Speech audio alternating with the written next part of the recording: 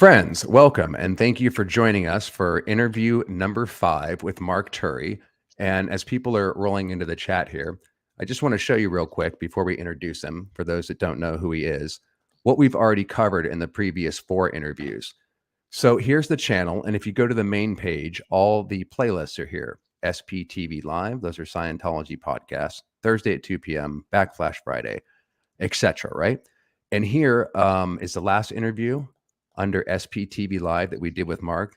It's very in-depth on the New Thought and the New Age movements. First of all, what the hell do those mean? What are the differences? And we covered a bunch of those with his personal experience. The one we did before that was called How Can Intelligent People... Actually, this is number 1. How Can Intelligent People Be Ensnared by Scientology Stupidity? Interview 2, Scientology's Influence in Hollywood. We went very in-depth about that. And interview number 3 was Scientology, Teal Swan, Christian Science, and Culture. So, Mark, before we begin, for people that might not know who you are, could you give a brief background? Because we've already covered it, but just a brief background and kind of like how you got into Scientology and what that experience was like. And then unlike a lot of ex-Scientologists, how did you get into the subjects that we're going to be talking about today? Because a lot of people leave and they just, go back to some cult, or they don't necessarily look into other religions. Could you give a brief background on your story? Of course, yeah. So I joined Scientology in May of 2005 when I was 22. I had just graduated from college, and I was on vacation in Los Angeles when I was body routed into the L. Ron Hubbard Life exhibition. Went through the exhibit, bought some books, kept walking, and got body routed into a test center and did my personality test, got very interested in Scientology. At the time, I was looking for something to do, and I was in LA because I wanted to go to university and move there.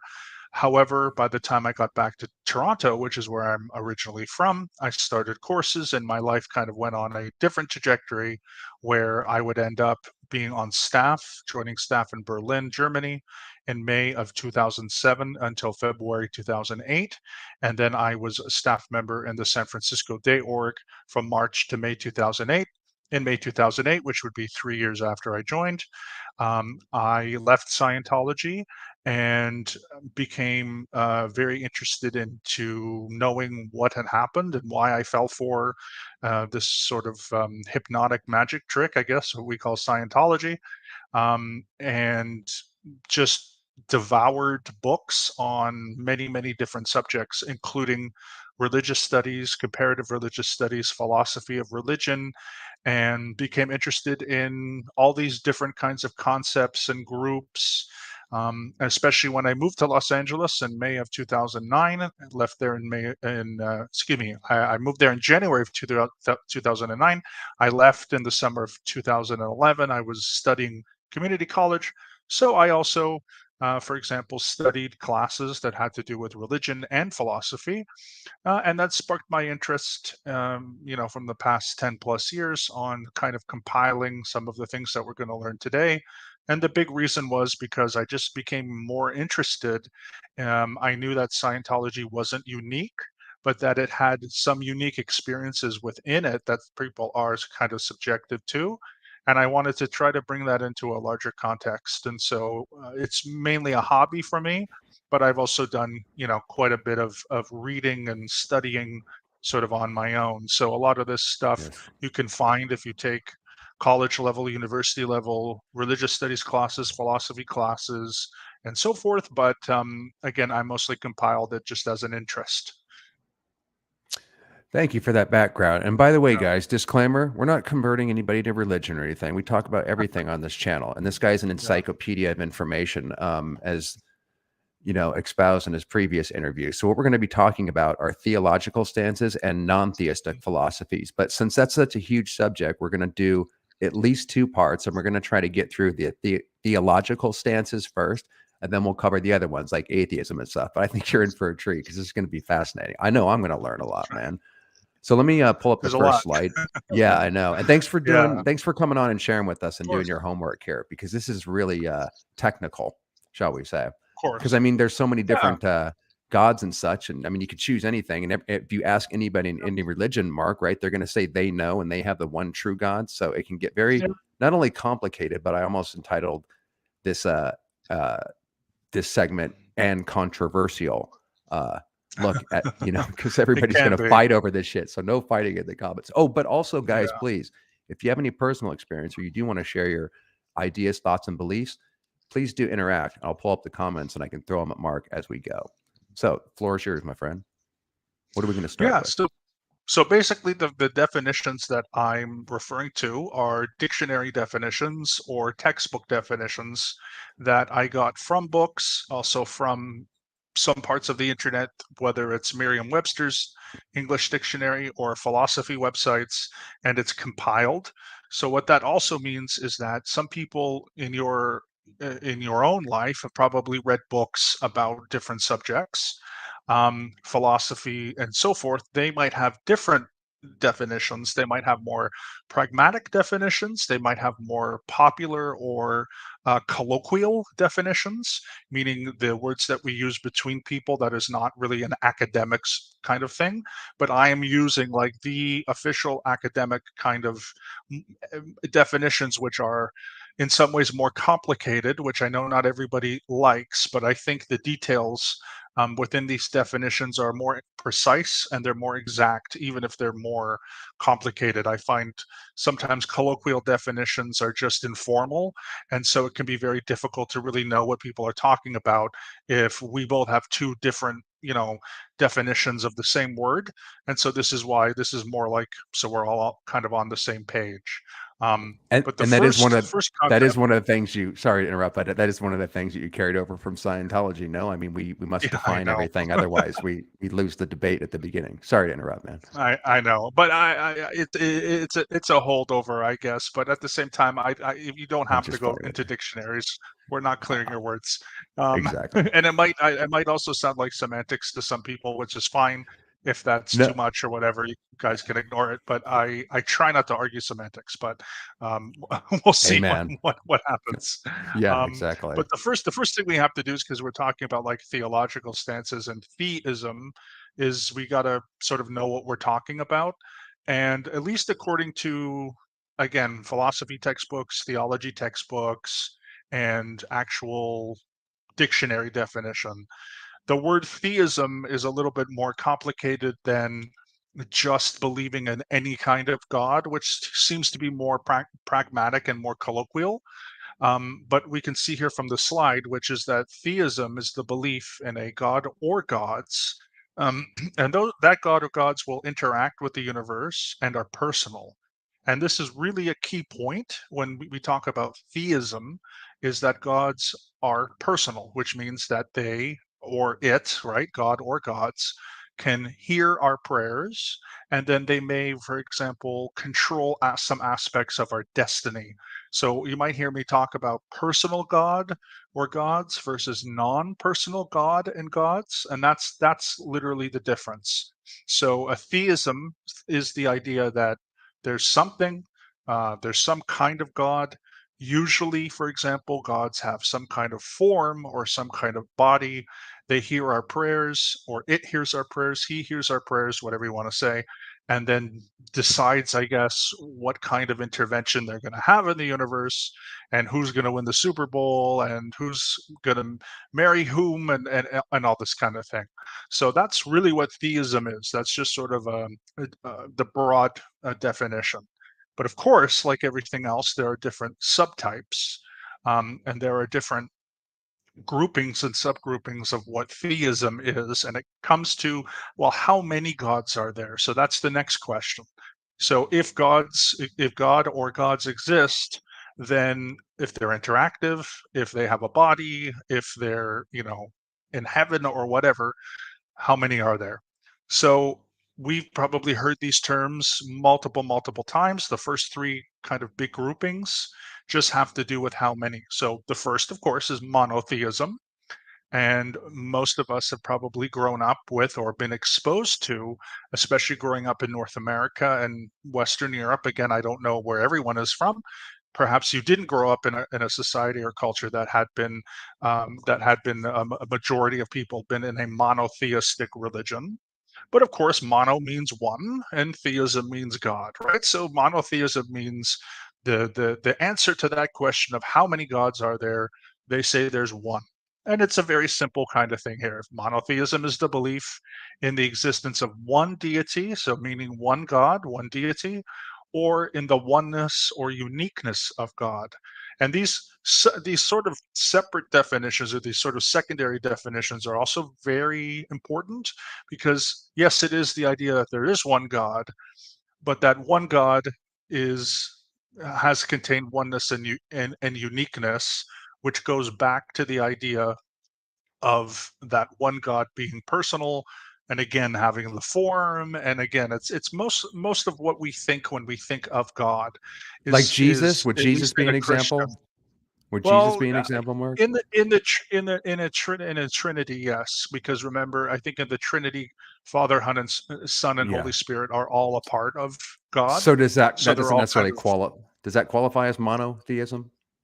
It does. It does qualify as monotheism. Yeah, Trinitarianism is because all three are part of one. So Mhm. because they're all part of one, it's not considered multiple gods. They are considered to be Interesting. the same one, at I least see. from the I would say from the Christian Trinitarian perspective. Mhm. That's how they look at it.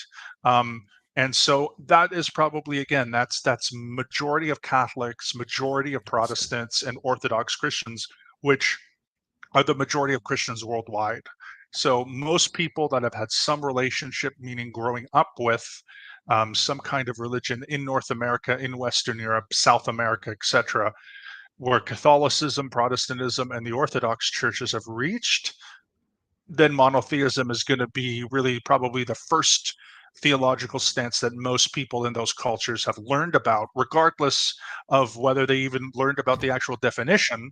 You've learned about a monotheistic concept because it comes from those religions. Um, and after that, basically, is just how there's these three different subcategories. And these three different subcategories are how then that one God is seen. And so the first one is called exclusive monotheism. And again, I think this is probably the most popular one. So many churches, many synagogues, Islam, for example, um, will see exclusive monotheism. So that basically, and again, please, when people who have grown up in a different church, again, I didn't grow up really in a church too much, but for those who grew up Catholic, for those who grew up Protestant, this might ring true to you from what you heard as a child, possibly in Sunday school, which is that exclusive monotheism is the belief that there is only one God and that all other claimed deities are distinct from it and false. So this would be the idea when we get to polytheism, which is after this, bitheism, and then we have polytheism. That's the idea of like, well, yeah, the Romans and the Greeks had their gods, but those gods were not real because there was always this one God of Christianity or Judaism or Islam or Sikhism or the Baha'i faith, or well, excuse me, I should say the Baha'i faith. That's for the next one. But there are certain, like whatever those gods were, those pagan gods. So whether it was Saturn or Hades or Zeus, well, they were all wrong. And so it's only the one supreme kind of God, and that's literally just a specific type. So there is this idea of called exclusive, because there's just that one God, all other gods are not real. And yeah, pretty much that's exactly what it is. That's the concept. So I think most people who grow up in at least a mainline, maybe a conservative church, probably grow up with that idea. Not only do they have a theistic version of God, they have a monotheistic version of God, and then they'll have an exclusively monotheistic version of God. And again, these things are not always aware when you're in Sunday school or when you're going to church, but it seems to be things that are sort of subconsciously or unconsciously talked about through doctrines of different churches and different rituals and different practices. So there might not be like an awareness of it.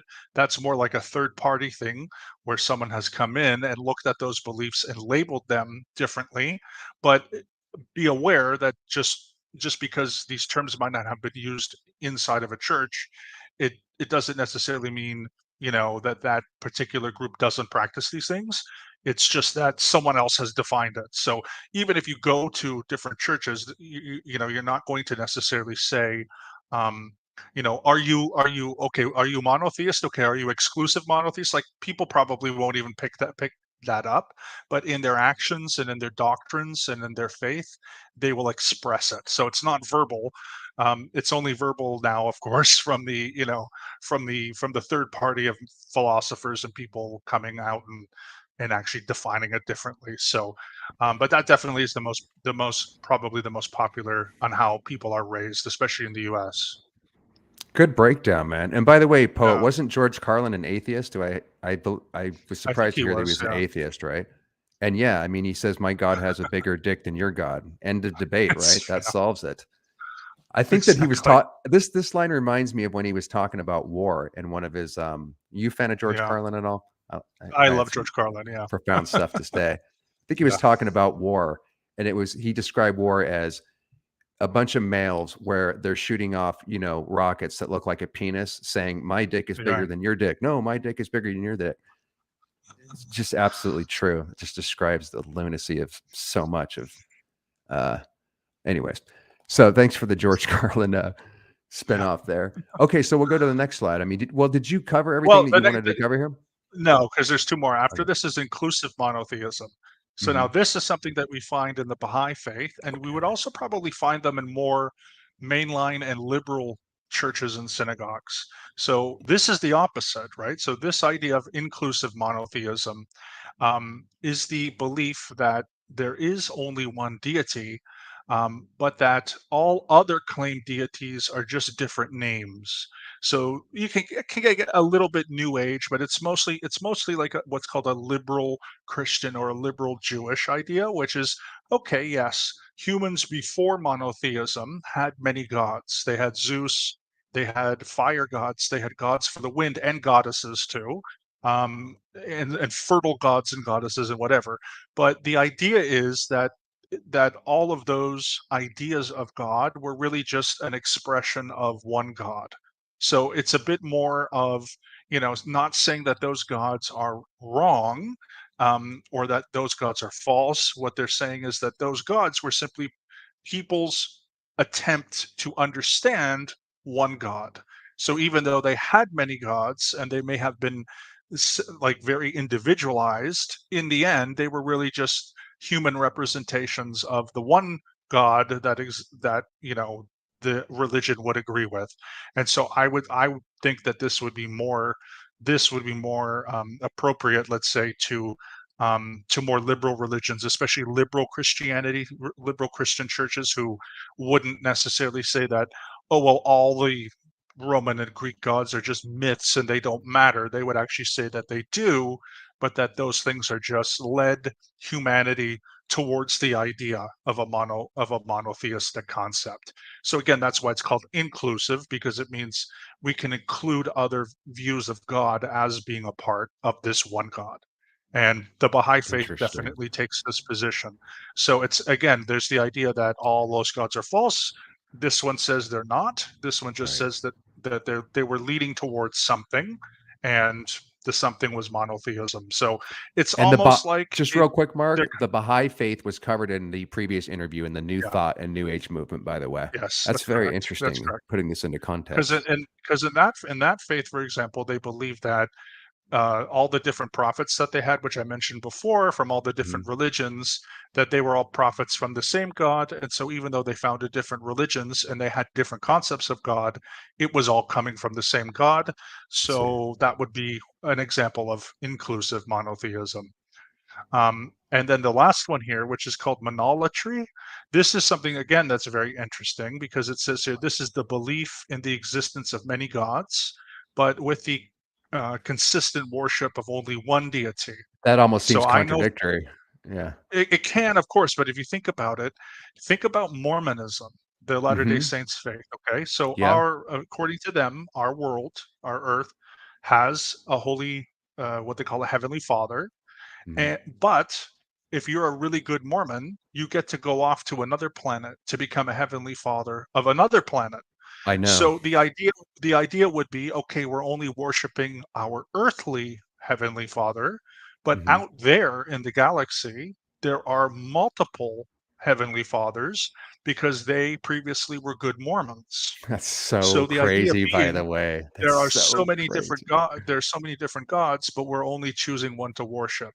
And Can there's I ask you actually can I go interject with ahead, one go ahead. quick question on that? Just because you got a lot Of of course, ideas going off on that. And guys, we really of are course, on a of course. delay. Every time me and Mark talk, I am interrupting him because I wanted to jump in and ask him a question, No but we're on worries. such a lag here, man. I'm so sorry for cutting your calm, but this is really No interesting. I wanted to worries. ask you, like, so Scientology, what would be the difference between Scientology and Mormonism, and how would you classify them? Because in Scientology, we are gods. We do one up on the Right. LDS, right?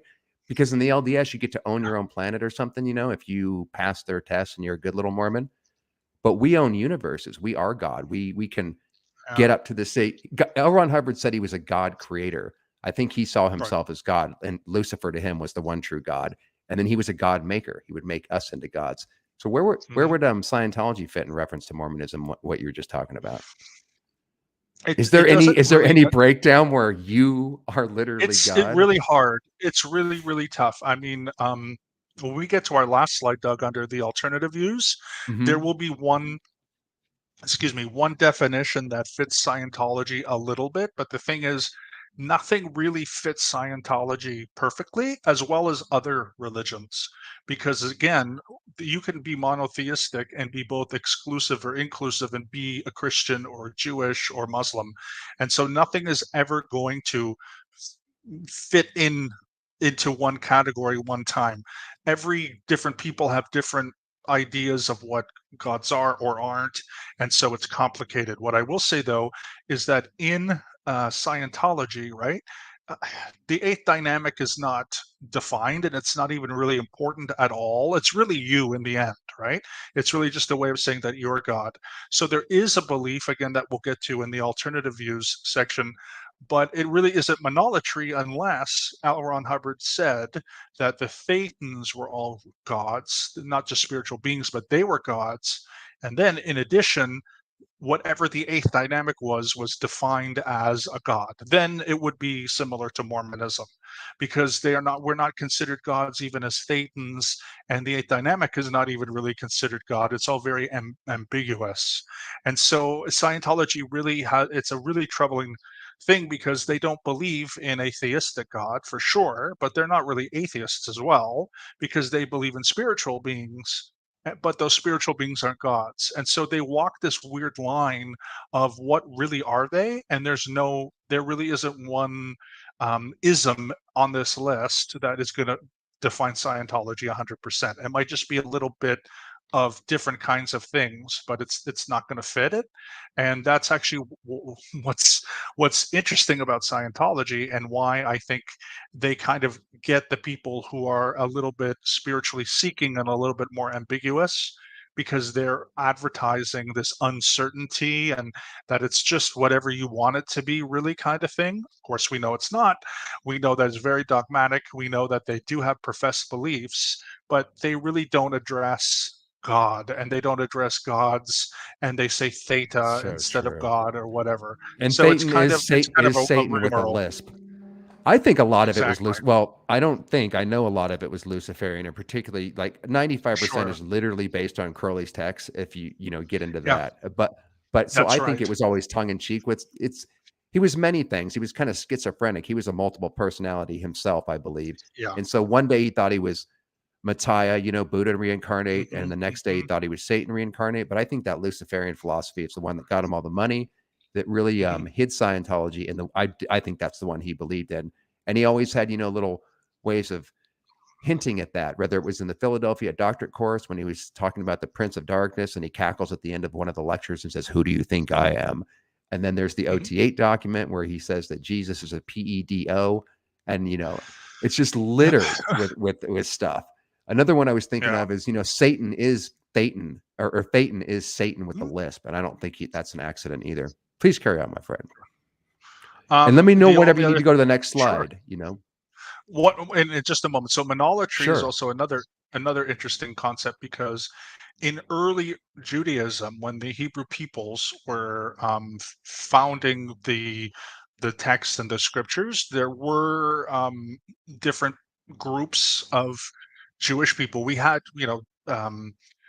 schisms and we had denominations even before there was things like Reform and Orthodox Judaism. This goes back thousands of years, and certain groups and certain rabbis were believers in this monolatry.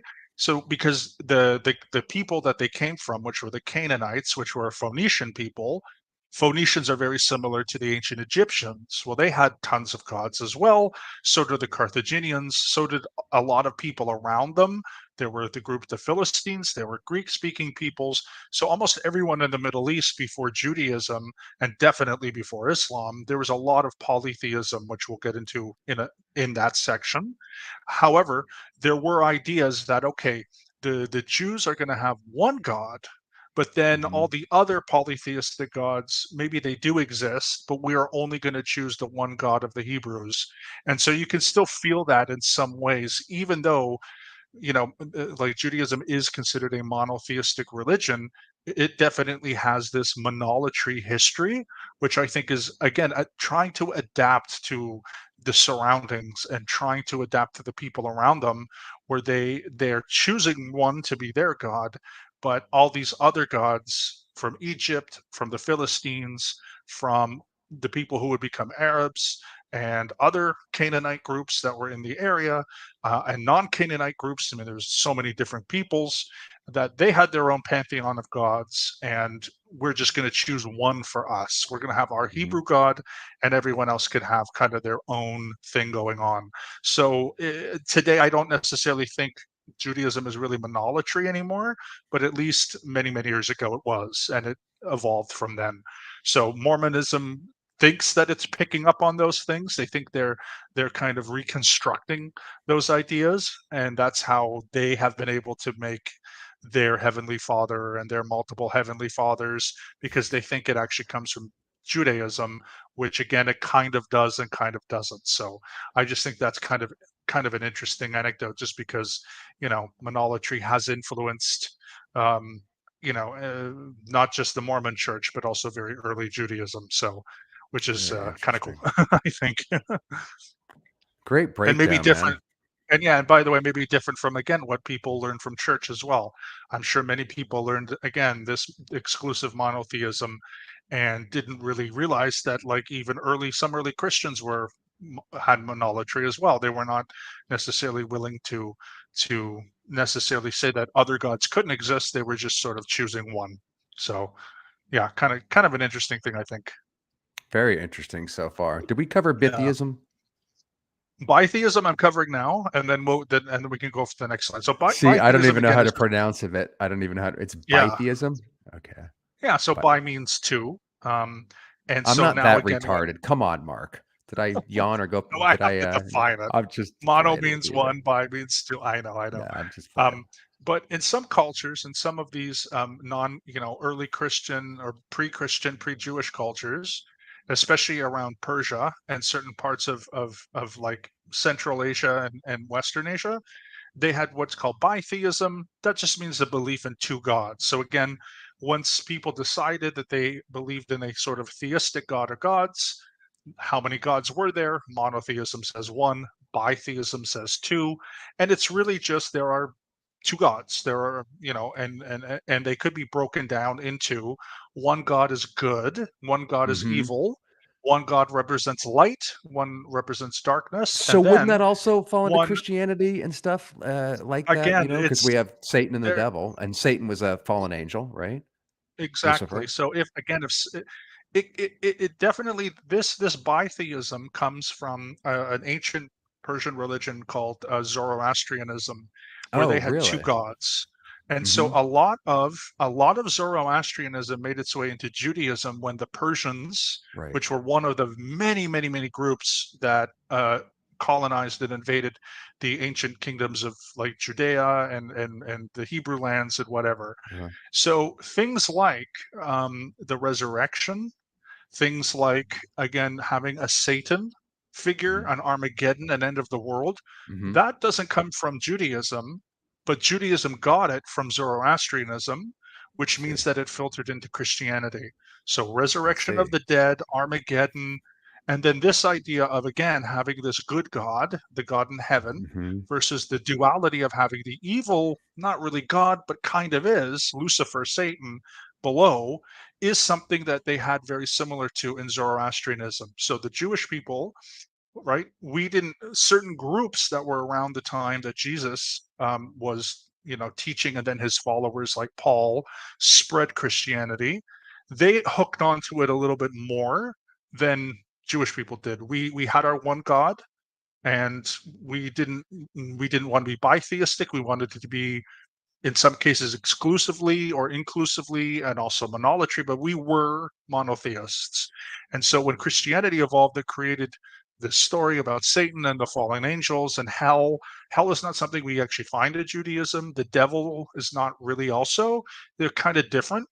And so that duality between good and evil is pretty much a Christian teaching that passed through Judaism via Zoroastrianism and ancient Persian religions. And it's basically a pickup of that culture and of that time. So, yeah, so when we say a good God and a bad God, or a light God and a dark God, and then also there were cultures that have one male god and then a female goddess. So it can be any kind of duality. Usually they contradict each other. And so that's essentially what bitheism is. And again, bitheism is influencing monotheistic religions like Christianity. So yeah, bi means two, exactly. I know Thank you, you're not that Daniel. For smart, I, but I s- just, that was no, more you can't. clarification than it was anything Mark, this else. is what I love about you coming on, and because you can articulate it Bi really, means really two. I well know, and so don't go stupid, over but people's heads. So don't think about undercutting. I couldn't even pronounce the word right, but I did know that bi yeah, meant two. And yeah, as I know. Aaron famously says, anything that I don't know, I just say, I'm going to Well, use there his also could be, scapegoat. I grew up in a cult. What do I know? yeah. Well, there also could be people whose English is not their first language. That's probably not the most, most of us probably are. But these prefixes, again, it's more for that. It's more for someone who might not, English might be their second, third, or fourth, or fifth, or 10th language, and so they may not know these prefixes. But I do know, if it is your first language, you know these prefixes. I do get that. But yeah, again, And but here we have a totally different form of theism, which says, which is influencing, again, monotheistic religions. So nothing is pure, because people take from different cultures. And when the Persians invaded to the lands of Judea and Israel, they left their culture, and that culture was Zoroastrianism, and these dualist and dualistic point of views seeped in. So, nothing is pure, essentially. well said. And I wanted to take this Yeah. up. Yeah, I was just talking. I did an interview with a narcissistic psychopath, a self-aware narcissistic psychopath named H.G. Tudor, and religion and the fear of death came up a lot in the Mhm. interview, because what I do is I explain my cult experience to him, how I Yeah. got captured and all the shit, and he breaks it down. I think you guys are going to find it fucking fascinating, because this says it all right here. Matched mir goal. Geez, could you please give us a better moniker to be able to pronounce? I completely butchered that. I'm so sorry, Match. But this is it right here. I define it as the human need to explain what is too big to understand and explain for Yeah. class ones. We'll never be able to explain everything, and a higher power gives comfort with the uncertainty. Absolutely. Wouldn't you say, Mark, that's probably why we create myths, whether we believe them figuratively or literally, Mhm. why Mhm. we have to make sense of the world around us. Yeah. And I've always felt, and I think this is part of what drew me into Scientology and what a lot of people would be able to relate to. I don't know how to explain it. I just felt there was more to life. As we were talking Yeah. before we went live here. I popped out of the womb, took one look at my environment and said, that shit's not for me. I need something more. So Mhm. this is basically, and Scientology, Mark, offers you the world. You can become a god. Yeah. You can be certain of everything. And the one thing they sell more than anything is certainty. It was just like a Yeah. computerized program where if you do step A, you get result B. It was so exact. It was a Scientology. It's amazing, by Mhm. the way, to realize how uncertain and retarded the whole thing is. But it was Yeah. so attractive. And like I said, guys, me and AC talked about that pull and the pull of religion in general, and how what is the famous phrase? Religion is the opiate of the masses, or something. Mhm. But yeah, I mean, we need to freaking seek something more. And this, as Match says, I think it's I think somebody would not be telling the truth if they say they know everything like L. Ron Hubbard, and it is kind of Hmm. unknowable. Maybe we can't figure out with these brains and in our limited perceptions the bigger picture. And anybody that comes Yeah. along like an evangelist or a Benny Hinn or whatever, and just hypnotizes people and said, "I have all the answers." I mean, as soon as I hear somebody nowadays say like Hubbard or any of these other preachers say, "I have all the answers, follow me," I go the exact Yeah. opposite direction. But I wish I would have known that then, right, Mark? As soon as you Yeah. saw And I the would, Hubbard Life exhibition, and he said, yeah. I lived 50 lifetimes in this one lifetime, and just follow me, follow me, follow me." Remember that Life of Brian Hmm. comedy? That basically sums it Of all up. course. Yeah. And I would say Thanks for what's that, actually, Max. what's, I agree. The comment is very, very good. I would say personally, what I like about, um, what I don't like about specific religions is exactly what the commenter just said. It gives comfort in the uncertainty. I'm completely different. I like to be challenged, and there are groups and religions and even non-religions that do that. Unfortunately, I think what happens is they're not as popular, and so I find more comfort in the uncertainty because I don't have all the answers. And one of the things that I do like is when multiple sources can come together and debate and talk about doctrine. So if that is part of a religious faith, it's not always a part of a religious faith, but as long as there is some kind of dialogue where people are saying, look, we don't really know what the heck is going on. We have these texts, but these teachers and these people have gone through thousands of years debating it, and we can still discuss it. We might be doing something in a practical sense because we think, something is going to happen, but we don't know it for sure. Then to me, I think that's even better. And that's, again, that's a sad thing because they are literally not as popular because people do like to be, it's like movies, like, movies that challenge us don't do as well as entertainment. And that's also the same as I see with religion, an entertaining religion where you literally just shut off and you sit in a pew and you just get entertainment, whether it's from a preacher or from music, and there's like a little faith message, but it's all kind of neat and complicated. That certainly is more popular than, going to see some heavy hitting social commentary documentary where you have to take in a message and you have to learn something. But there are religions that do that. They're just unfortunately fewer in number, and who knows why that is? I don't know. But I feel comfort in uncertainty personally.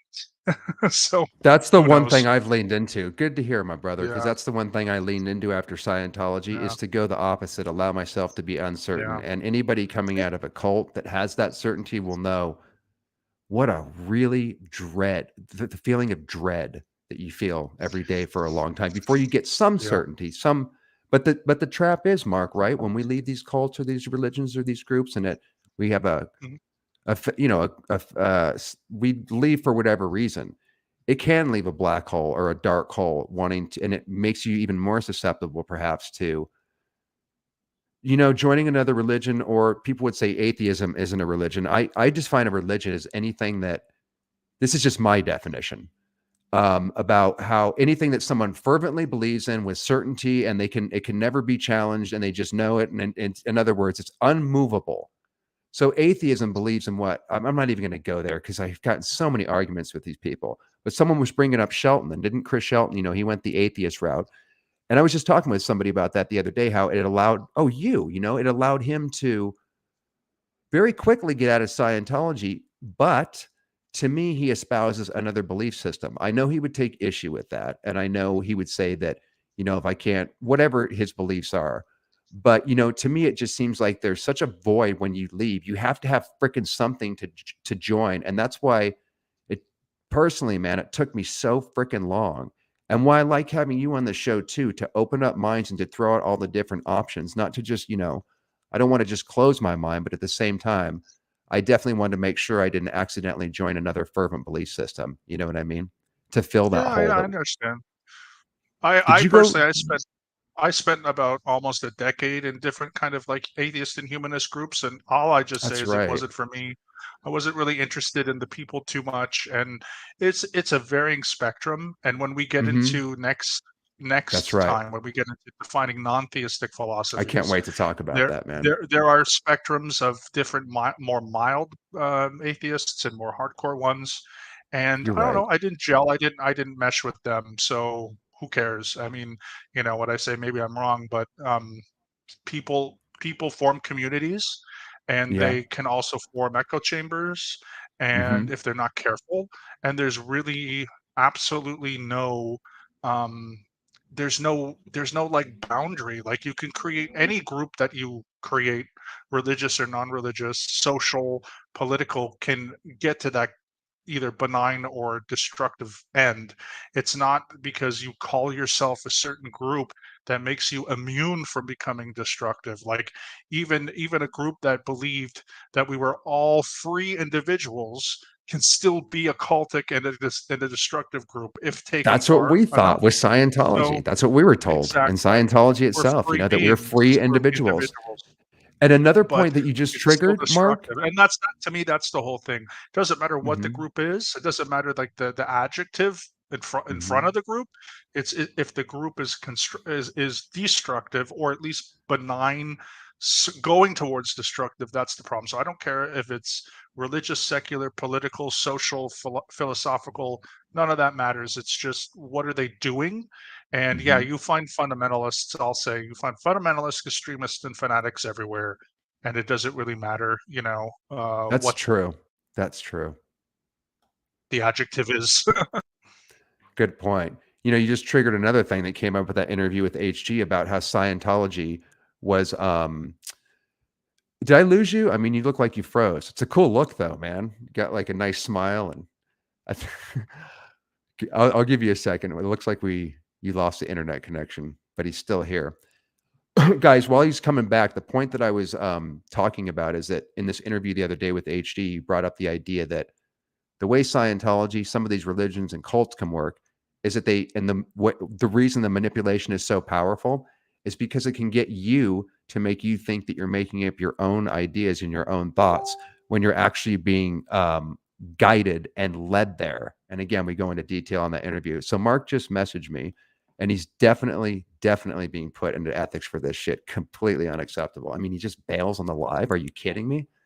He said, I had a hiccup, but we'll be back. Okay, here he is. Oh, Yeah, now here we have two Marks. it Listen, happens. brother, Yeah, I took it this always time to go to happens. the Discord channel and throw you in ethics because I swear if you do that one more time, I'm gonna have you running Yeah, around a pole and doing a lot of mess work. I was definitely in apathy on that one. That's okay. By the way, what My happened? Did you state. just drop the internet connection? Oh, it's just internet. Sometimes will drop off briefly. Yeah, Sure. it happens on my connection. But yeah, basically the whole thing of what I'm saying is, it doesn't matter what the group is. It doesn't matter what the group professes. If it's leaning towards being more destructive, Hmm. and I definitely will Good tell point. you that there are groups that are, uh, as much as there are groups that are religious, 100% there are groups that are religious that are completely destructive. There are groups that aren't religious that are very destructive. And I actually had a tough time trying to communicate that to people, because they have different backgrounds, and maybe they were abused by different religions, and they weren't really open to hearing about spectrums and scales. For them, it was very us versus them. But we Hmm. find that in all different kinds of groups too. So that's all, you know. Excellent. With that, I think we Yeah, shall move on to the next slide. You feel you covered absolutely. Yeah, everything, though, right? Okay. that's right. So Wow, man. polytheism Hold on. is So we're next. 43 minutes, and this has been one hell of a class, dude. I knew you were gonna bring some goods here. Okay, No so tests yet. polytheism. No pop quizzes. There's no pop quizzes, but it does feel like I No, am getting a schooling here. I love this, but with a friend, and there's no test, and we don't have to, of course. like I said, go run Yeah. around a pole afterwards.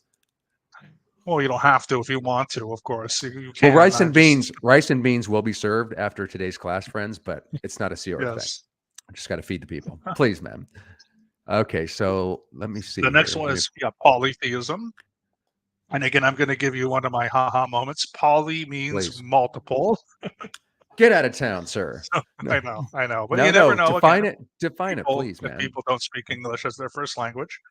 But of course, Indeed. polytheism, it's also one that we're probably mostly familiar about, because in most colleges and universities around the world, there's a classics faculty, or and the classics are what they study from Roman, of course, and Greek literature. So you might, for example, study the Odyssey and the Iliad by Homer and so forth. So polytheism, of course, is the belief in or worship of multiple gods, usually assembled in a pantheon. These gods are usually distinct and separate beings and are often seen as like humans. That word is anthropomorphic in their personality traits, meaning they have human personalities. Some can be the god of bravery, the god of strength, the god of laughter, etc.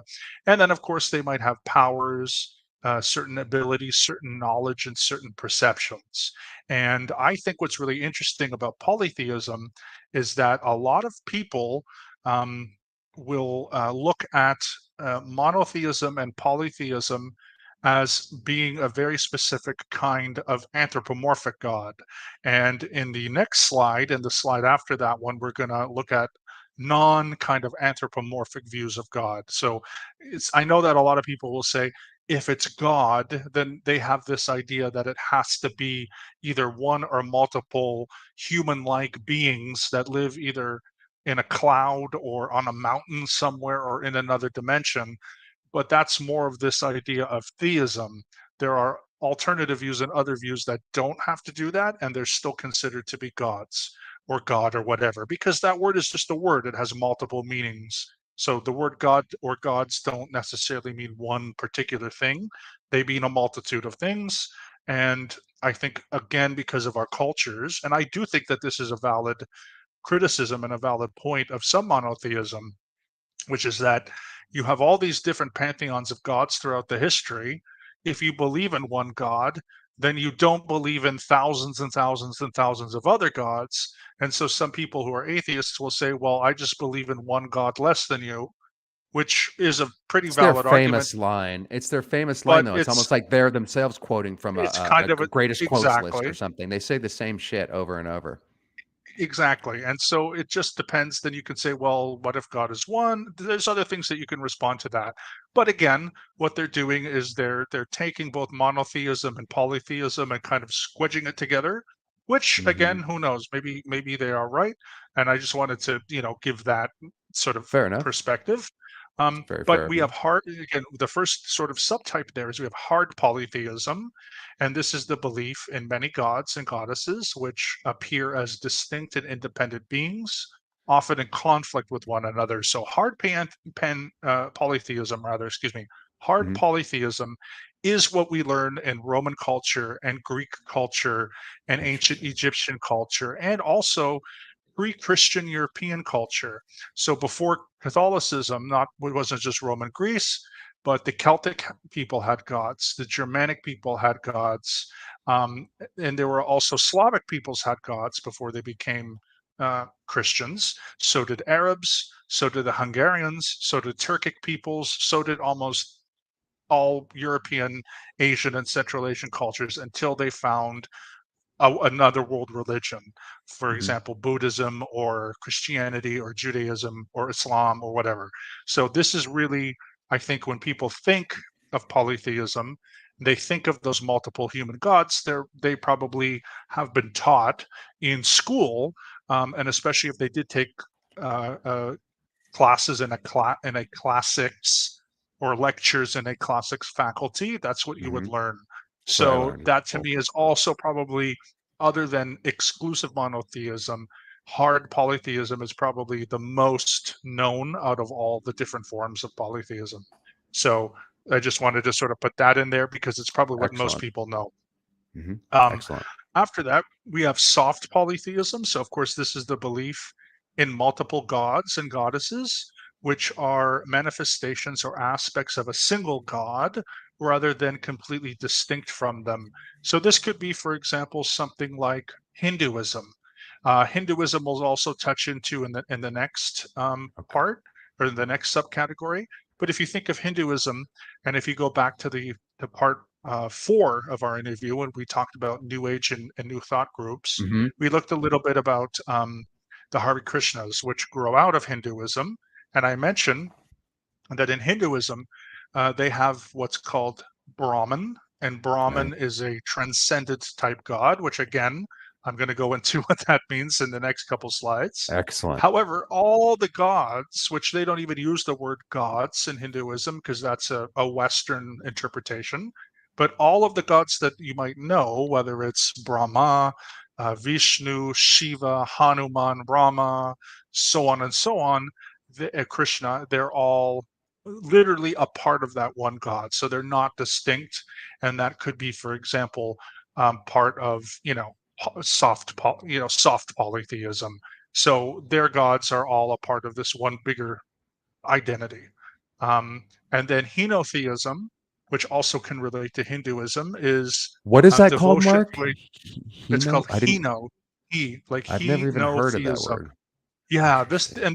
this one again is one of those ones which is maybe not very common, but also kind of sneaks into Hinduism as well. And as I mentioned, depending on the Wow. denomination and the school of thought and the guru, even Hmm. within Hinduism, there are multiple different things that we can Right. talk about and think about, just like all other religions, because there isn't one religion, and then there isn't one version of Christianity or Mhm. Hinduism or whatever else. There are so many different forms that a lot of them differ completely from one another, that Yes. if you didn't know that they were in the same quote category, they might look completely different. So this one is called henotheism, and henotheism is devotion to a single god while accepting the um, the existence of other gods, and without denying that others can equal worship truth. There might be a little funny on the definition here, worship different gods. So essentially what it means is Wow, that very sounds like similar one to of the soft. most even-keeled ones. If you're Yeah, gonna, yeah.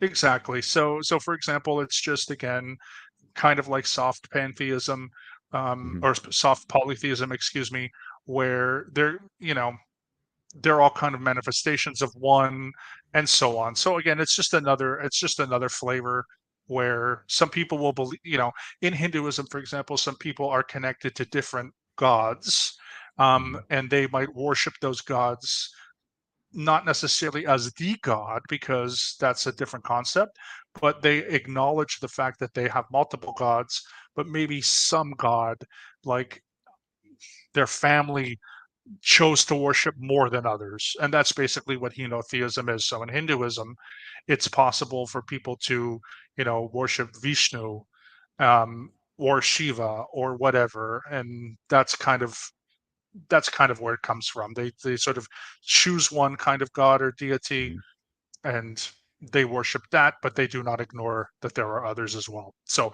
that's Interesting. what henotheism is. And again, Very both of those open-minded. can relate to, yeah, can relate to Hinduism. So, um, and then the last one, I'm going to get into Polytheism. what polydeism. So deism, I'm going to get into next because it's Okay. considered a non-theistic view of God. Okay. But what does it mean if you are a polydeist, which again, some polytheist traditions were like this?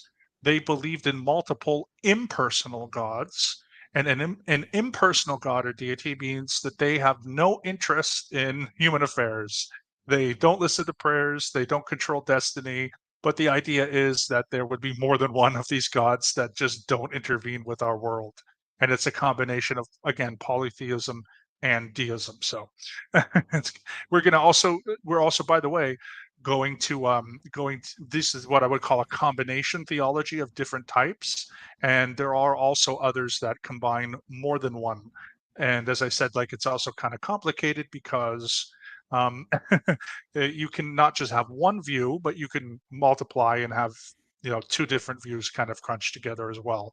And I don't think people know that as well. I think they just sometimes it's very cut and dry, whereas this is we're more into the gray area here. Interesting. And to Uh, answer Max's question, sorry for the mispronunciation again. Wasn't there one main quote unquote god in Hinduism and sub yeah. gods? If I remember the class trip right, I remember the class trip too. Yes. That is Yes. correct, Yeah. right? So again, Brahmin is not really God as in the God with the body and all that. It's not really a theistic version of God. It's more what we're going to get into in the next slides, the non-theistic view.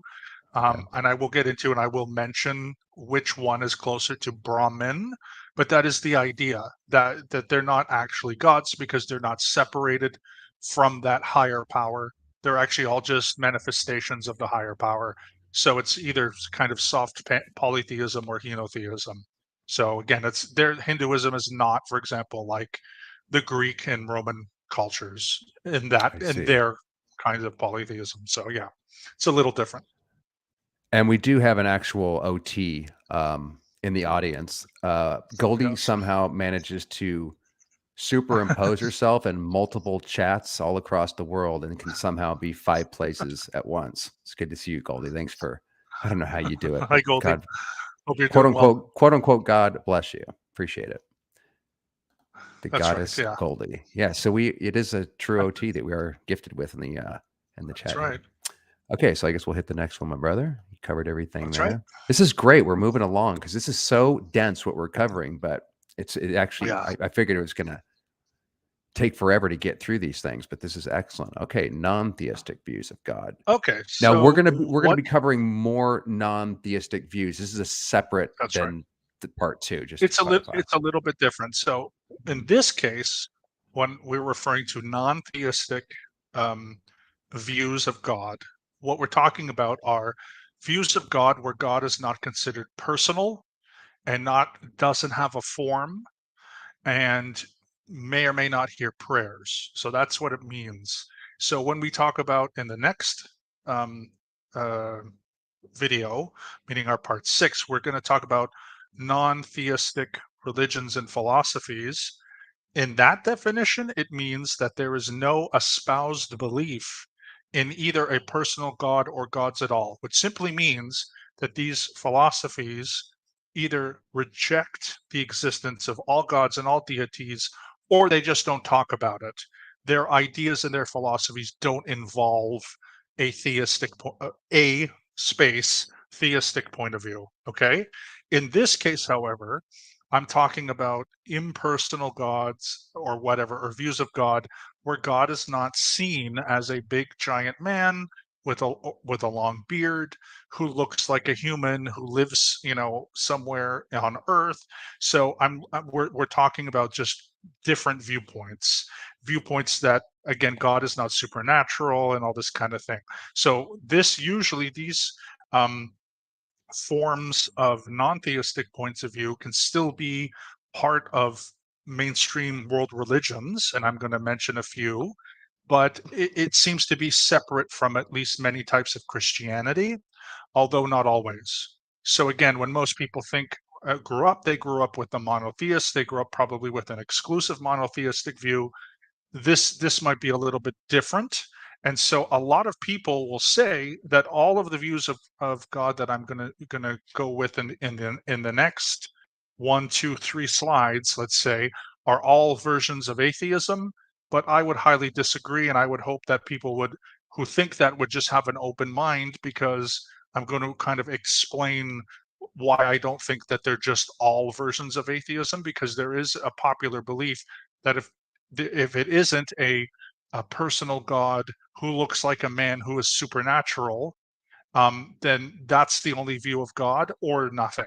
And so this is, again, we're getting into now middle ground, and we're getting into the gray areas. Whether or not they're true, again, it doesn't matter. But the fact that we have to acknowledge that at some level there are these different views, and just to educate ourselves on what those different views are. That's all. Um, so yeah, so if you can go back to deism.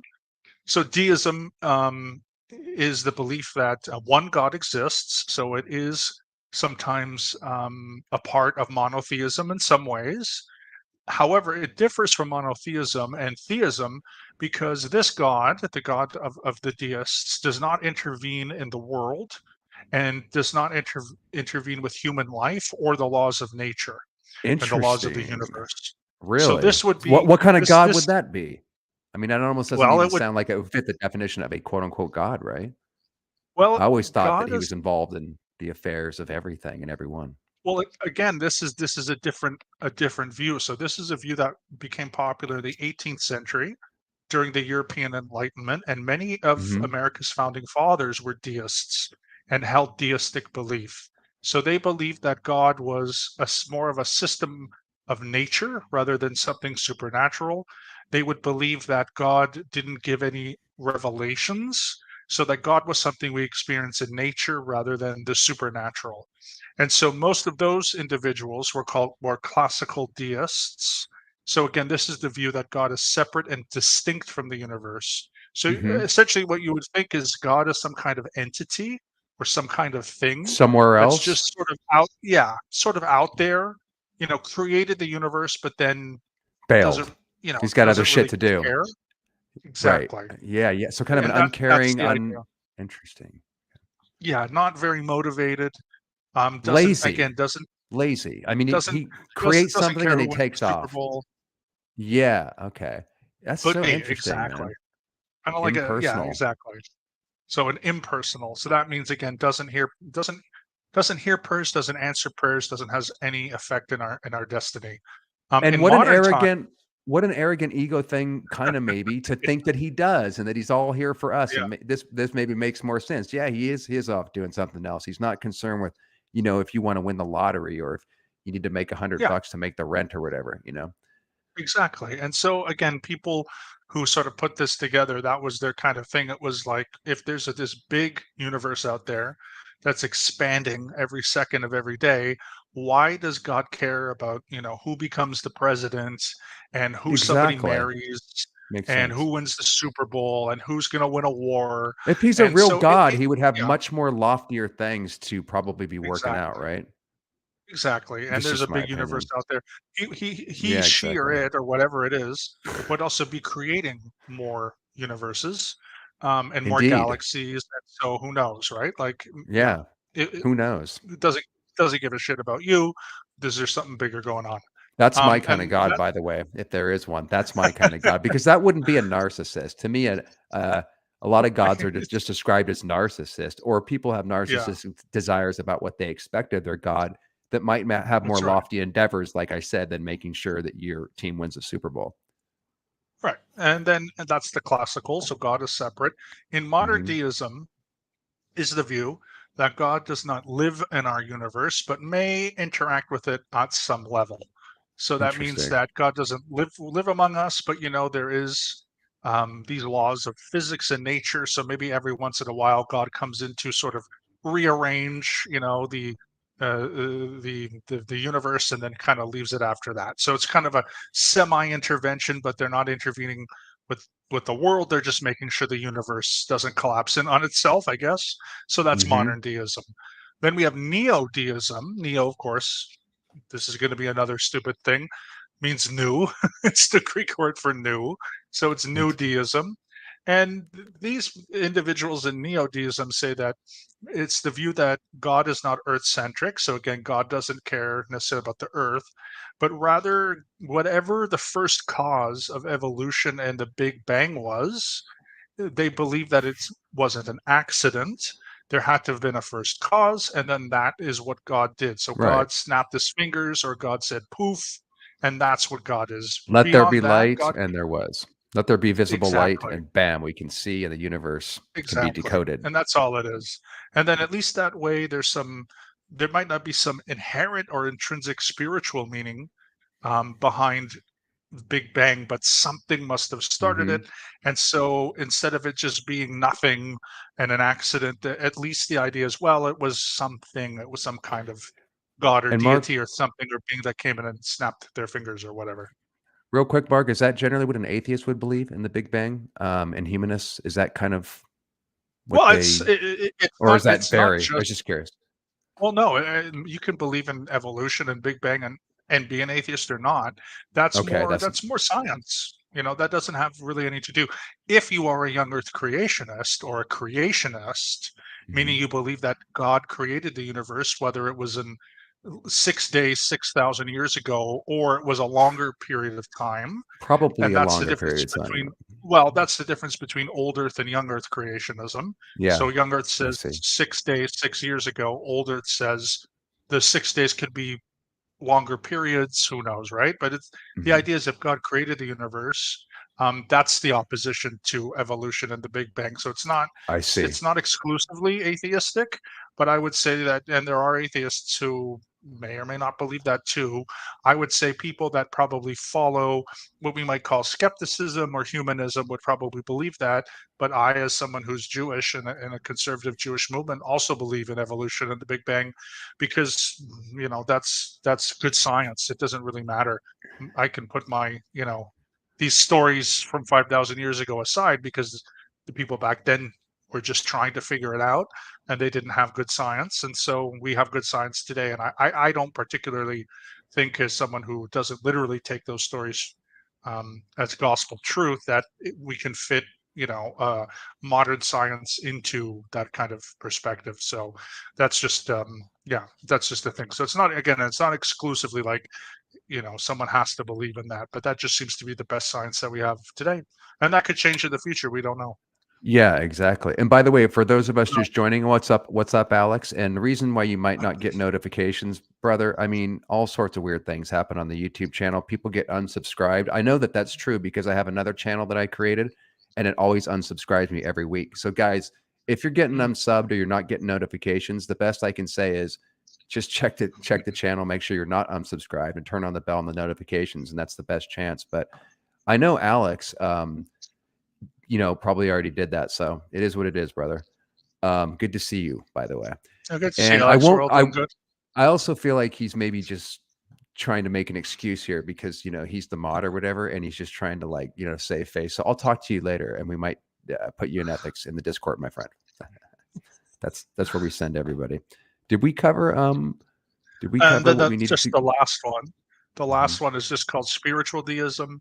So this would be someone who Oh, might Mark, identify. I'm sorry to Mhm. interrupt, man. There's no way to do it without cutting your comm, but I just wanted to let people, because we have some new people joining us. We are doing a Sure, sure. deep dive. You got to watch this video again. I know I am with notes in hand because he's giving us a freaking, you know, I don't want to say master class, but he's giving us a really good in-depth deep dive into well, what we're covering in this one is we're covering theological stances, a deep dive on that. And then the part two, what we're going to do, because we're moving along fine on this one, we're going to do non-theistic philosophies, including atheism, all the different versions of that, and many other treats to come. And that one, I'm really this has been so cool, Mark.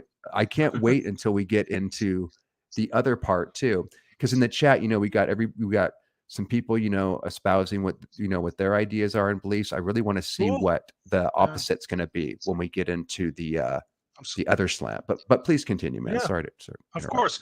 And then just the last form of deism, which is more modern, is called spiritual deism. So we know that there are large groups of people that don't have an official religious affiliation. It's 35% now in Canada. It's over 50% in the UK. It's more than 20% in America. But there are people who, even though they don't have a religious affiliation, they still might be spiritual, but not religious. And they also might at the same time believe in some kind of god or higher power that is impersonal. So if that's together, that's a combined thing. So if you identify as spiritual but not religious, and then you also believe in an impersonal god or higher power, you are considered a spiritual deist. And so that's I kind see. of the rounding out of that one. Okay, Yeah. excellent. So we can go on to So the next one, which is cool. you got it. Stand by, please. Of course. Okay, so this is pantheism. Take it away, brother. Yes. Okay. Now again, my overly simplistic definition of the No, word no, pan here. please break it down, man. In Pan as means simplistic as you all. like. Pan means all, and I think it's Latin or Greek. I can't remember. So in this case, all God, okay, is really what it means. So pantheism is the view that God is equivalent to nature or the physical universe, that Mhm. they are essentially the same thing, or that everything is of an all-encompassing, immanent, abstract God. So in this case, everything is God. So nature's Oh, God, the this I see. cosmos is God. So God again is not We're seen as a God. God is gigantic in man. us. God is matter, energy, space, and time. That kind of thing. Pretty exactly, exactly. So God is all. So God is all, and God is everywhere. Mhm. That's the general idea. So this was founded back in the 17th century in the city of Amsterdam by a Portuguese. That's where his family came from, because they were expelled from Portugal 200 years earlier. And his name is Baruch Spinoza. So he was a Portuguese Sephardic Jew Wow. whose family had been exiled from Portugal in 1497. Many of them went to Amsterdam. And in Amsterdam, where he grew up, he was looking through different biblical verses and verses in Judaism, and he sort of put this thing together. So he saw God was all, God was everything. And the first type here is called classical pantheism. This is something that not just Baruch Spinoza, but a few other philosophers that came after him also constructed. So this is the belief that God is personal, Wow. I like conscious, this. and omniscient, but that Hmm. their point was that there should be a God that unites all the different religions. Like So even Scientology though claimed it would generally, unite all the religions, right, but so they even really though, mean it. They you know, really mean it here, though, right? Because remember, yeah, that's not they just a actually, one-liner. and They actually again, believe in it. and again, because in Amsterdam, there was not just, of course, the Jewish community, but there were Muslims. There were people from, Indonesia. There were people from all over who were part of the Dutch Empire, and the Hmm. Dutch Empire was quite substantially large back then, including Christians. And so it was his way of trying to sort of combine these different faiths. So you can kind of think of it again as a Interesting. universalist approach, Hmm. but that's classical pantheism. In modern times, there's naturalistic pantheism. So this is the belief that the universe is unconscious and non-sentient, but also is a meaningful focus for mystical fulfillment. In this case, the universe would be what it is today. It would be looked at as all matter and all material, but but that in of itself would be mystical or divine. So they're not looking at it as everything is a spiritual essence, which is the opposite of this, which I forgot to add, and I apologize for that, which would be the idea that everything that exists is spiritual. This Hmm. would believe everything that exists is natural, but the conclusion from both of those things would be it still is God. So either Interesting. everything that is physical is spiritual, everything that is physical is natural, but whatever it is God. So in this case, this one has also been called sometimes by Richard Dawkins, called this form of pantheism sexed up atheism. But I Really don't agree with that. I don't really agree with that. Again, I think that's kind of demeaning and kind of dismissive. But it is quite a popular position that this is all just again atheism. interesting. When I don't know. It's a bit different. I think it's different, but again, some people don't. So I want to also acknowledge that that is a criticism of pantheism, where people will just say it's just another way of not saying that you're an atheist, which maybe it is. I don't know, especially when it comes to naturalistic pantheism, because they really don't believe in a spiritual reality. They sort of just believe it's material, but they're just calling it God. So who knows? But that's kind of where that approach is. So um, yeah, that's kind of the approach. And then finally, again, we have a combination belief here, which is pandeism. So now we're Not to combining be not to pantheism, be confused with pantheism. pan-determinism. Exactly. Please do not confuse any Scientology word. I hate I that know. word, pandeterminism. Me too, man. I'm so But sick of Scientologies, but I love it. I love I I love know. saying it after the fact. But yeah, Oh, isn't that the but greatest, Mark? Like talking I with know you and Alex and everything, we go right into Scientology word mode, and it's so freaking funny. But it it's wasn't funny annoying. when we were under that spell. It's annoying, Yeah, isn't it? Like, it's part annoying, but it's also comical. yeah, I know it's a weird dichotomy. exactly. But Good point. pantheism is one of these things where it's so cool. I think this is kind of like a far out kind of thing, kind of a hippie-ish idea. Yeah, I So was gonna say I'm in drawn to this one the pantheism, most. so in pantheism, it believes that the universe, like pantheism, is unconscious and unsentient, but is God. Mhm. However, it says that God was previously a conscious and sentient being who designed and created the universe.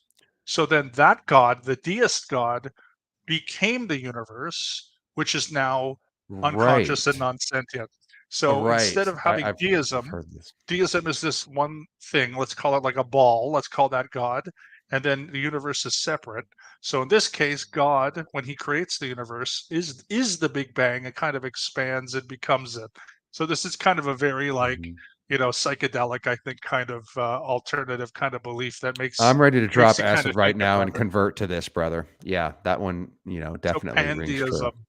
So yeah, so God Pandeism. existed as a separate being and then becomes And the then it universe. becomes the universe. That's kind of a Gnostic Yeah. idea too, isn't it? And a little bit Yes. Yes, it is. Hubbardian too. That's kind of that.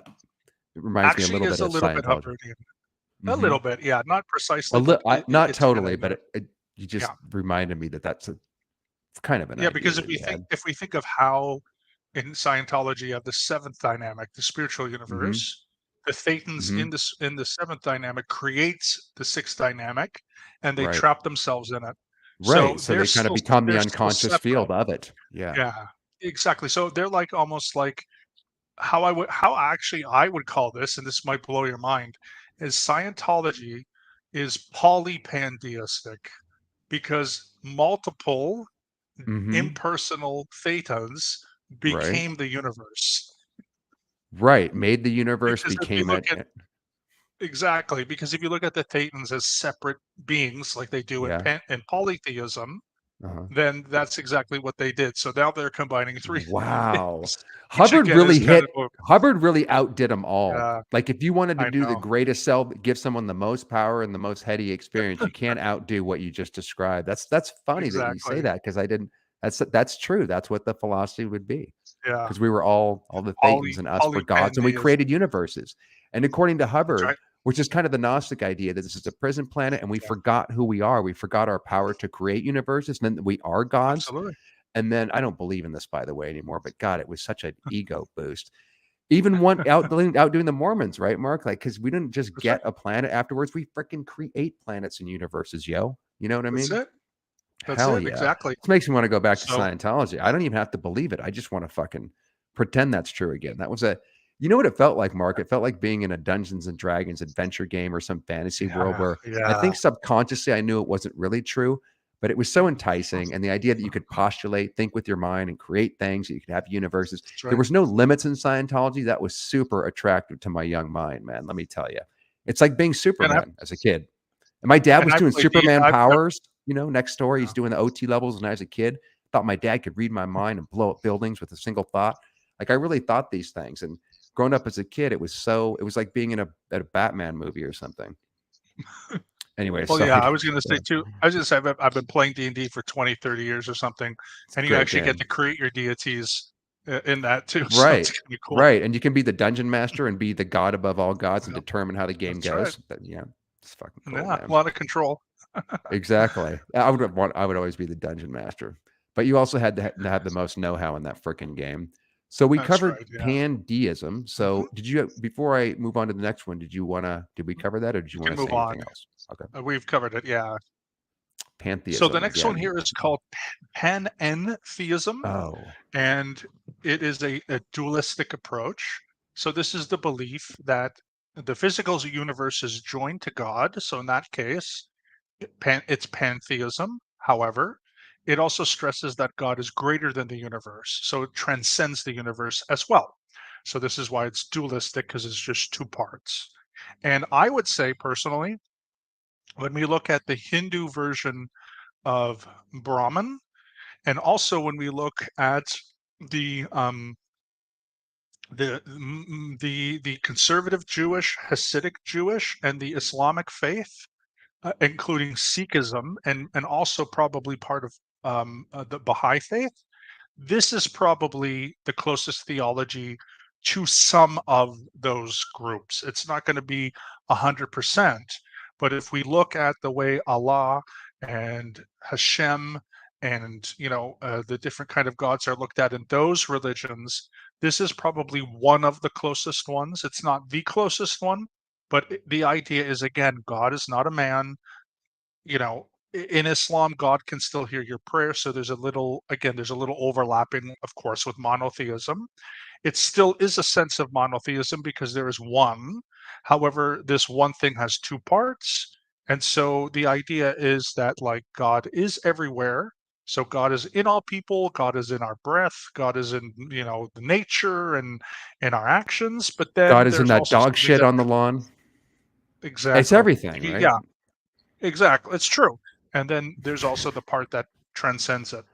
And so the different groupings here again are kind of between the weeds on this one a little bit, but Mhm. strong pantheism is the belief that God is not only present in the material world, but that God also transcends the material world. So that's basically the panentheistic viewpoint. He exists in the material world, but he's outside of the material world. And then the weak pantheism believes that God's presence, or God is present rather, in the cosmos, but is not identical with it.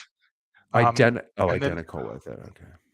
not So he yeah, it's not identical with it. So God and the cosmos are not the same, but God is still Mhm. part of the cosmos. So that's just the difference between the strong and weak. And again, those are a little bit in the weeds Mhm. compared to the other ones, because the other ones, they're very distinct. This one, there's just a small distinction. But Oh, you might also find something called mystical panentheism in a lot of Eastern religions. And so this is the belief that the material world is an illusion, and that there's only one transcendent ultimate reality, which that is sounds God. And very so Gnostic. Yeah. yeah, and it could be also, you could throw it into Hinduism, even some Mhm. kinds of Buddhism, Yeah. even like Yeah. Taoism. Taoism also Mhm. tends to be mostly pantheist, but you Mhm. could you could also put that in there as well, just a little bit. And again, it's mostly mostly Eastern, I would say. That's the idea that really what is true is not the material part of us; it's this spiritual ultimate reality part of And us. Excuse people me have while been I get saying some water. that. I'm sorry. Sure, no problem. And people have been saying that all throughout time too. That I mean, it's hard to tell what's true and what isn't, right? Some of these, if these ideas last forever, does that give some credence to the fact that there must be some kernel of truth in all these religions? You Sure. know what I was thinking, Mark? Like if we could ever know the truth or whatever it was, surely it would be pretty simplistic and it would be unifying. In other words, it wouldn't cause a Yeah. division, my God versus yours. There surely has to be some universal truth that would cause us to all act uh, like a friend to each other. Yeah. I'm back to the hippie vibe, man. Which one is the hippie thing that I can go sign up with here? No, it's just like, There's a few of them. yeah, it's like, and also I think a lot of these came from people trying to make meaning of his freaking surroundings. So it also depended on what time period. The technological Yes. advances that we have today weren't around, so they had to have a whole different way of using metaphors and get in a different way of using art and such to get meaning, right? And Mhm. then maybe, the world's kind of could be going into a scary direction possibly with the AI kicking in, and we're going into some new Yeah. like information age or something. So maybe with science, we actually will figure out, is there life after death? Is there a God? Is there not? You think science would be able to suss it at this point. But then again, an atheist will say Maybe. it is sussed. There's no God. Go fuck yourself. Right. Well, again, who knows? I mean, science is not one thing either. So, that's another whole conversation on I what know. science can and can't do. So who knows? I Who knows, know. right? I agree with you on Um, that. Yeah, exactly.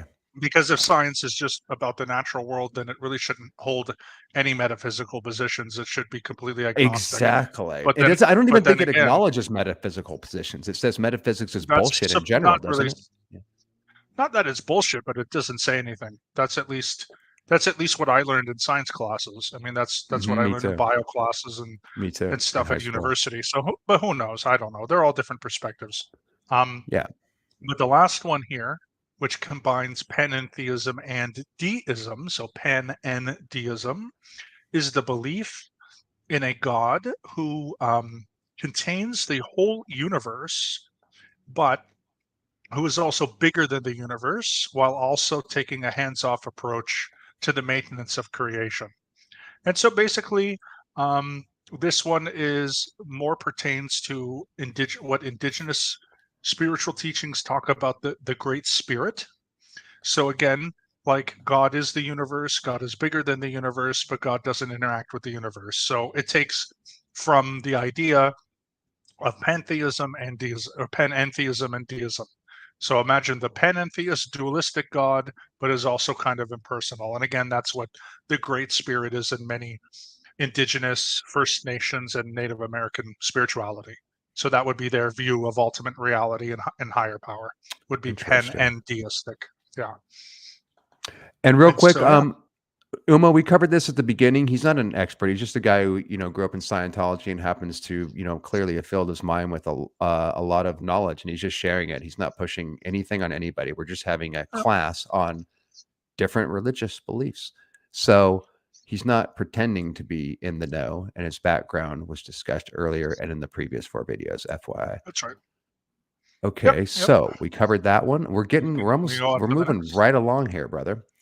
We I think got this all. is, yeah, this So is are the we last one. okay? This is the last one, and Yeah, then because okay, then we'll it'll be show the people. yeah, Excellent, excellent. right. So these Alternative views. alternative views are viewpoints that are less popular and they don't really fit into the bigger categories. But I just wanted to touch on them because I think that they're just very interesting. Now, when we talk about Scientology, I mentioned earlier that there was something that does fit into Scientology, at least more than the others. And this is called autotheism. And it's the viewpoint that divinity, whether external or not, so that means whether there's an external God or not an external God, which could be something like internal, like a spirit or Thetan, okay, is inherently within oneself and that one can become godlike. So if you think of Buddhism, there's something called bodhisattvahood, and bodhisattvahood to become a bodhisattva is considered to be autotheist, autotheistic, even though again Buddhism does have different, can also be pantheistic, it can be atheistic in many ways as well. But one aspect of it is autotheistic because we can become more than just humans. And again, I do think that Scientology does in some way fit into this. Absolutely, Yeah. absolutely, very much so. The next one is called omnitheism. And omnitheism is very, I think, very kind of hippie-ish, very kind of new age. So this is the belief that every possible version of God, as well as religion, that they're all true and that they all can Wow, simultaneously exist together. In this case, interesting. omni means everything. It doesn't just Mm-hmm. mean all, like pantheism.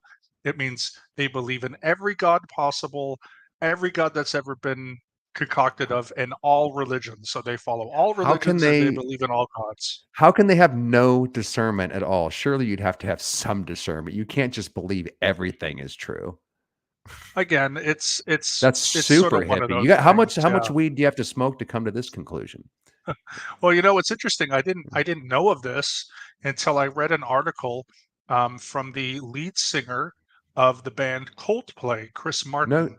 Oh Chris Martin yeah, considers that rings a himself an bell. omnitheist. No shit. I thought he was a Yeah, he used to be Christian. I thought he married. was a hardcore Christian, wasn't he? Or maybe I have that wrong. Well, Did he he? says he was married to Gwyneth Paltrow, who's also very hippie-ish. But that's what Right, he and claims. that's He a whole says nother when story. in No interviews when he's shit. talking about spirituality and religion, he says he's an omnitheist. He says he follows all religions and believes in all gods. Again, I obviously think that there are contradictions, but you know what? I do too. It doesn't really matter if that's what you believe in. Like my Hmm. arguments that I could make against these positions, whatever, and he seems to be Hmm. doing pretty okay and not harming anybody. So that's really the most important thing I think is, he's not harming anyone. He's not out to convert anybody. But it would be philosophically, it would be very hard for most people to, I think, to be omnitheists. But Damn there are right. No people that pun are. intended. Yeah, Yeah. yeah, Yeah. and that's okay, right? But I mean, it's We can certainly just the most open-minded that we've talked about so far. I Mhm. mean, that talk about being open-minded, like you're not supposed to be open-minded, like they say in Scientology.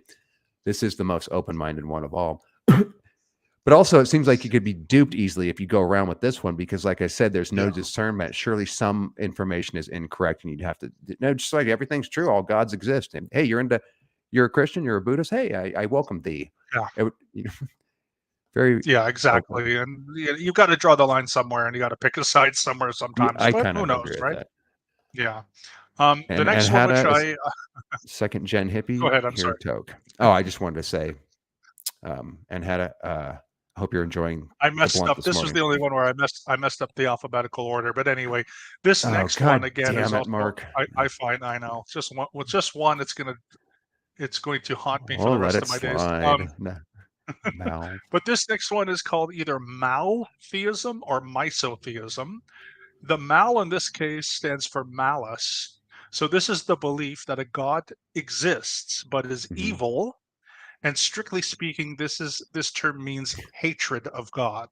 So I actually think Wow. that when we get into some versions of atheism, Or I actually Satanism. think that or Satanism, there's a lot of hatred either to God because God is such an horrible tyrant in the Old Testament / Hebrew Bible, but also I think there's a lot of people that hate God simply for not existing, which I think is a very, very Interesting. destructive position. And Wow. that position is actually not just atheism, it's this maltheism or misotheism. It's just a tremendous hate of God, whatever that God is supposed to be, which would line up mostly with the exclusive monotheist God that we talked about earlier. And you can put some perspective in this if you do read what in the Jewish world we call the Hebrew Bible, and in the Christian world you would call the Old Testament. You could definitely find verses where God is just evil and Yeah, God damn just right you can. People tests often, and tempts people, and the book of Job, which is just yeah, all these kinds of things. Again, I take them metaphorically. That's how I choose to do it based on my experience and what I've learned. But there are people who take it literally, and then they might yeah, reject that literal interpretation, and then they get that kind of hate.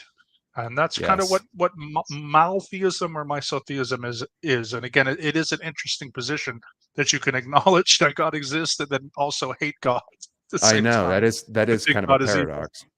That is a Yeah, but paradox. it's interesting because listen, It is. I don't know if that kind of God does exist. God would be evil, so who knows, right? Yeah, Annabelle says, "Why not just be a Satanist if hatred of God is the point?" Yeah, exactly. And I that's would say probably they the do the, share. the Yeah. Satanist point of view. Yeah. I'm starting a new religion for people who hate religion. Mimi, where do I sign up? Nah, Well, I don't that hate would religion, but I'm not looking for that would something be new to join. that would be definitely some secular humanist groups that I've been a part of in the past. Even though they don't like to be called a religion, I would say in some ways they mirror religion for people who hate religion or whatever. Who cares? But whatever. That's Just my interesting. personal experience. This is not an objective thing, but that's okay. Yeah, and Annabelle points out that I thought that they were Luciferians, Anna, that were basically trying to create the NWO, the infamous New World Order. Yeah, I didn't. I who guess you could knows? put it in omnitheism or whatever. But I centralization of suppose. power, Yeah. irregardless of what guise it's under, religion Yeah. is just fucking wrong, in my opinion. All right. So then the last Yeah, one here, Doug, is also something that I find very, very interesting, because this is called transtheism. And of not course, to I'm going to be do my little confused stinger. with transgenderism. Yes, Nope, just transtheism, throwing it out there. which means beyond or Hmm. above. And so transtheism is a stance that is neither theistic nor atheistic, but goes beyond them, both of them. So a transtheist, and the gentleman who came up with this was named Paul Tillich, and he was, I believe, an American. Although someone can How do check me you on that, or how do you just know from all this, research. dude? I mean, Honestly, God, you research, got it in your reading brain, man, from and you can just bring it from up, the dates and from everything. classes, taking notes. Brilliant, Yeah, fucking it's brilliant, my dude. brain works in that way as a historian, Very, where I can it's remember. awesome. But I think he was either American or British, maybe. But he was a theologian, Mhm. and his position was that so transtheism proposes that if God or gods exist, then God or gods go beyond all theologies that have been presented by human beings. So literally everything we just talked about, if there was an actual God, That's that what God I would go think. beyond all of them. That's what They would I've just go always beyond. said. We cannot. We're putting it in human terms. That's right. If it's this thing called God, surely we wouldn't even. It would be something so radically different. This is how I think of Right. death, Mark. No matter what I may or may not think happens on the quote unquote other side, it's going to be so radically different than anything I even imagined. It reminds me of Right. having thoughts of what I thought OT3 in Scientology was going to be versus Right. what I could never know until I got there. Just to use an Right. analogy, but surely it would be out. It would be so radically different than what a human experience could wrap their mind around. That's just my guess. Yeah. That's why And again, I, that's and it definitely, I think, does make sense to it kind some of does, ways, doesn't it? because the second part of this then says It also proposes, meaning transtheism also proposes, that if God or gods do not exist, then the non-existence of God or gods would go beyond atheism and all other secular or non-theistic philosophies and religions. I don't quite So get that. Yeah. if there is a God, for example, God goes beyond. But Hmm. if for some reason there isn't a God, then atheism itself or humanism or the stuff we're going to talk about in the next class, Hmm. um, the true meaning would be, or next class, not next No, that class, you. next lecture. I Maybe didn't we want to are in a correct. I lecture. didn't want to. No, I Um, didn't want to correct you because that's well said. It does but feel like a class. essentially, if there was only non-existence, which means there wasn't one, it would Hmm. also go beyond human capacity. It would be more than just atheism. So whatever the truth Interesting. is, whether is God or isn't a God, the truth or whatever would go beyond both of those things. That's super That's basically what it interesting. means. That makes logical So yeah, sense to me. Just hearing that. so who knows? Very And again, interesting. it's one of those things where like atheism would be a human construct, so would humanism, so would whatever, and then all the other things that we just mentioned here would also just be human constructs. So that's the idea. That's kind of the idea of transtheism.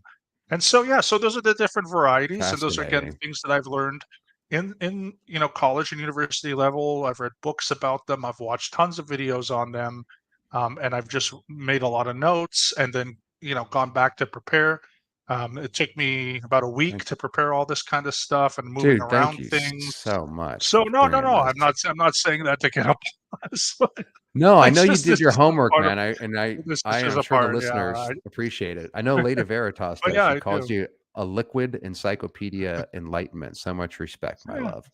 Thanks, Oh, lady. thank you Yeah, so much. Yeah, thanks. But again, I hope this finds it helpful just because I find sometimes on the definitely. internet and in popular, you know, literature and stuff, people have this dichotomy of either everything is theistic or everything is atheistic. And I know that things are more complicated and some people don't like that, but I do think that we have to appreciate some of these nuances. And so if you call yourself, like a lot of people will say, all of those non-theistic views of God that I mentioned, they're just atheism. But and again, maybe it's only a small voices that say that. I just don't believe that because it kind of contradicts. Like I know atheists who will say, well, deists are atheists, which means you could still believe in a God and be an atheist, which is not the definition. And so I just really want to clear these kinds of things up because we hear a lot of things, we hear a lot of chatter from popular scientists and popular literature and YouTube videos. And I just think that maybe the nuances and complexities are just, better to look into. And then also people can find their own way. And you know what? If you find a definition through here that you like, at least you know it. And that if it speaks to your experience, or if you found and learned a new definition that you didn't know before and you have to change, that's good. If I've said something that you already believe in, that's also good. So it's just giving people options and not trying to make everything into an us versus them or a black versus Yeah, white or some that's some false things get dichotomy. ugly.